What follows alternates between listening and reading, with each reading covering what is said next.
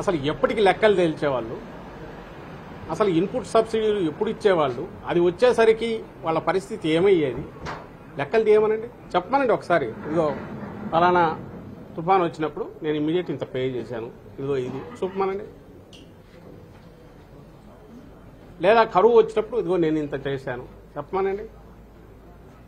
ఈ ప్రభుత్వం, జగన్మోహన్ రెడ్డి గారి ప్రభుత్వం నిన్నటికి నిన్న నేరుగా ప్రతి కలెక్టర్కు ఇమ్మీడియట్ అమౌంట్ దగ్గర పెట్టి జిల్లా కలెక్టర్ తక్షణ సాయం కావాల్సినవన్నీ అందించడం, ఇంకా కేంద్రాలకు, తుఫాను కేంద్రాలకు రాకుండా అఫెక్ట్ అయితే వాళ్ళకు కూడా 2,500 రూపాయలు అడిషనల్గా ఇచ్చి ముందు మానవత్వం ఉన్న ప్రభుత్వంగా రుజువు చేసుకోండి. మళ్ళీ నేను వచ్చేసరికి, జనంలోకి వచ్చేసరికి మా కలెక్టర్ బాగా పనిచేశారని సంపాదించుకోండి అని ఫ్రీడమ్ ఇచ్చి పనిచేయించిన ప్రభుత్వం ఇటుపక్కుంటే, ఈ పెద్ద మనిషి సెంటర్కి రాస్తాడు 22 లక్షల ఎకరాలు. ఏం లెక్కలే వీరకం, తలకాయ ఉండి రాసేవేనా అవి? 10,000 కోట్లు రాసి ఆయనదేం పోయింది? మొత్తం రబీ అంతా పోయింది. ఒక 50,000 కోట్లు ఇవ్వండి అనొచ్చు. అప్పుడు ఎవడో అన్నట్టు కొండ ఎత్తి పెట్టండి నేను మోస్తానంటే కొండ పెట్టలేడు కదా అన్నట్టు. ఇది బాధ్యతతో కూడిన రాజకీయ నాయకుడు చేసే పనేనా?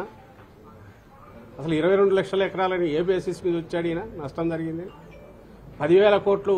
ఊరికి నేను పెద్దగా అడిగాను చూడండి మీ తరపున చెప్పుకోవడానికి. కాకపోతే ముఖ్యమంత్రిగా పనిచేసిన వ్యక్తి బిహేవ్ చేయాల్సిన పద్ధతేనా అది? మా ప్రభుత్వం ఏం చేసింది? ఇమ్మీడియట్ రాగానే వరుసగా జరుగుతున్నాయి, ప్రకటించారు. ఇంత ట్రాన్స్పరెంట్గా పంట నష్టం అంచనాలు వేసిన తర్వాత, ఎన్యూమరేషన్ మొదలయ్యాక, సామాజిక తనిఖీకి కూడా మళ్ళీ పెడతాం, రైతు భరోసా కేంద్రాల్లోని పెడుతున్నారు. మళ్ళీ దాని తర్వాత ఎవరైనా మావి లేవని వచ్చినా, ఇంకోటి వచ్చినా అవి యాడ్ చేస్తాం. ఇంకా ఎవరైనా మిస్ అయినా ఫైనల్ లిస్ట్ పెట్టాక కూడా మళ్ళీ నెలాఖరు వరకు టైం ఇస్తున్నాం ఇక్కడ ప్రకటిస్తే. అంటే జల్లడబెట్టి ఎక్కడన్నా మిగిలి అర్హత ఉన్న, సంక్షేమానికి అర్హత ఉన్న కుటుంబం కానీ వ్యక్తి కానీ ఉంటే వాళ్ళని తీసుకొచ్చి ఇది అందజేస్తున్నారు.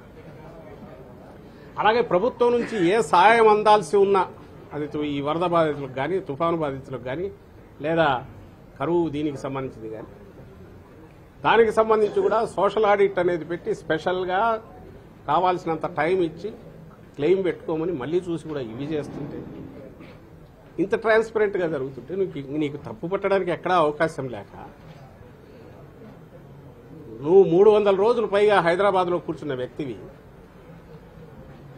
నువ్వు అసలు ఆంధ్రప్రదేశ్తో నీకు సంబంధం లేదు, గెస్ట్ లాగా వస్తావు, వచ్చి ఆ పై తిరుగుతావు, తిరిగేసి నీ ఇష్టం వచ్చిన ఇవి పెట్టడం ఇంకోటి చేసి ఒక ఫాల్స్ ఇది క్రియేట్ చేసే ప్రయత్నం చంద్రబాబు నాయుడు చేసి దాంట్లోనే ఇంకా కొట్టుకుపోతున్నాడని నిన్న ప్రెస్ కాన్ఫరెన్స్ చూసినా అర్థమవుతుంది.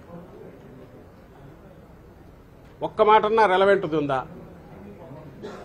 ఆయన మాట్లాడిన దాంట్లో? స్టేట్కి సంబంధించి కానీ ప్రభుత్వానికి సంబంధించి కానీ ఇంకా 3 నెలల్లో వచ్చేస్తా, 3 నెలల్లో వచ్చి ఎక్కడికి వస్తారు?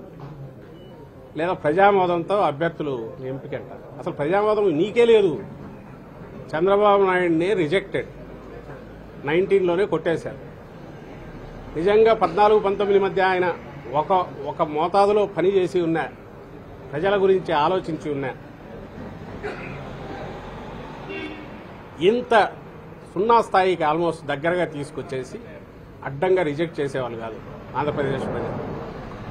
నువ్వు చేయకపోగా రాచి రంపాన పెట్టావు, చీకట్లోకి దోసావు, స్టేట్ను దోచుకున్నావు అడ్డంగా అని పూర్తిగా తెలిసి అనుభవం అయినందువల్లనే అవుట్ రైట్ రిజెక్ట్ చేశారు. చెత్తబుట్టలో వేశారు తెలుగుదేశం పార్టీని, ఆ పార్టీ అధ్యక్షుడిగా ఉన్న చంద్రబాబు నాయుడు.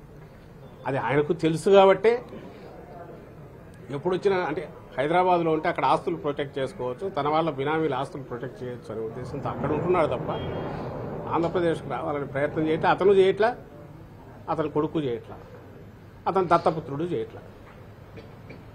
సో అక్కడుండి గెస్ట్గా వచ్చి ఆంధ్రప్రదేశ్లో ఏం జరుగుతోంది అనేది కూడా అక్కడ ఉండి అక్కడ కూర్చొని రాయిస్తున్నది రామోజీరావు గారి, రాధాకృష్ణ గారి వాళ్ళు రాసినవన్నీ తెచ్చి ఇక్కడ పులి.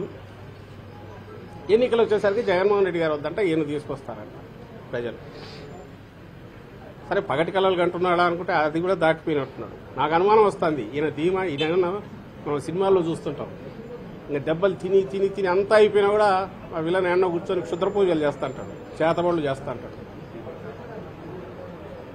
ఇంకా ఏదో కుట్ర పని ఏం చేయొచ్చో చూస్తుంటారు.